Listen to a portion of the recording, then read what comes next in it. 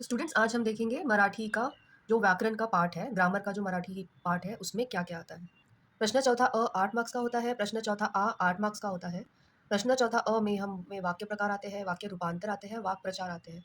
इसमें हमें प्रकार पहचानना होता है, वाक्य दिया गया वाक्य कौन से प्रकार में आता है वो हम पढ़ेंगे। वाक्य रूपांतर मतलब एक प्रकार दिया होगा, उसका दूसरा प्रकार में उसका रूपांतर करना होगा। वाक्य प्रचार मतलब कुछ शब्द दिए होंगे और उसका हमें वाक्य बनाना होगा। फिर प्रश्न चौथा आ में भाषिक घटकांवर आधारित कृति मतलब वर्ड्स के से रिलेटेड ये भी 8 मार्क्स का है। शब्द संपत्ति, लेखन नियम, विराम चिन्ह 8 मार्क्स के टोटल 16 मार्क्स का पोर्शन रहेगा। यह है मराठी ग्रामर में जो हम सेंटेंसेस यूज करते हैं वो 4 प्रकार के होते हैं। विधानार्थी, प्रश्नार्थी, आज्ञार्थी, मराठी में इसको आज्ञा बोलते हैं, आज्ञार्थी, उद्गारार्थी। उद्गारार्थी मतलब आप जैसे इंग्लिश में एक्सक्लेमेटरी करते हो जो स्मार्क के साथ आता है उसको उद्गारार्थी बोलते हैं। आज्ञार्थी मतलब किसी को ऑर्डर करना, इंस्ट्रक्शन देना या फिर ऑर्डर देना आज्ञार्थी में आता है। प्रश्नार्थी में क्वेश्चन पूछा जाएगा मराठी में और उसका एंड होगा क्वेश्चन मार्क से। और विधानार्थी मतलब एकदम सिंपल सेंटेंसेस, ये एंड होता है फुल स्टॉप से, ये भी फुल स्टॉप से। ठीक, हा गुलाब सुंदर आहे, गुलाब सुंदर आहे का, सुंदर गुलाब मला दे, हा गुलाब किती सुंदर आहे।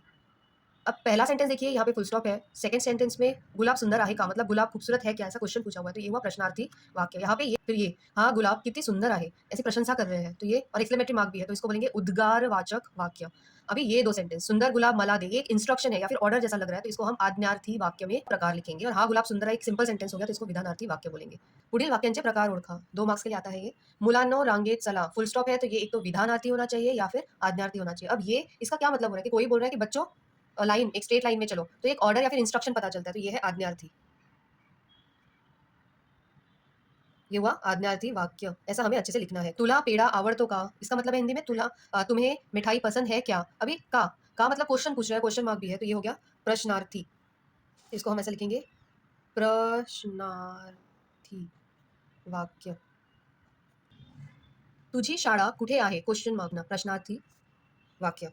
दररोज शाळेत जावे, अभी सेंटेंस होगा दररोज शाळेत जा मतलब इंस्ट्रक्शन दे रहा है या फिर कोई ऑर्डर दे रहा है, बट यहाँ पे ये विधानार्थी वाक्य हो जाएगा। तो पहला है प्रश्नार्थी वाक्य, दूसरा है विधानार्थी वाक्य। किती सुंदर ताजमहल हा, तो उद्गारार्थी वाक्य। आत जाण्याचे सर्व मार्ग बंद होते, फुल स्टॉप है, सिंपल सेंटेंस है, नो ऑर्डर नो इंस्ट्रक्शन, तो विधानार्थी वाक्य लिखेंगे। तुझ्या भेटीने खूप आनंद झाला, विधानार्थी। उद्गारार्थी वाक्य।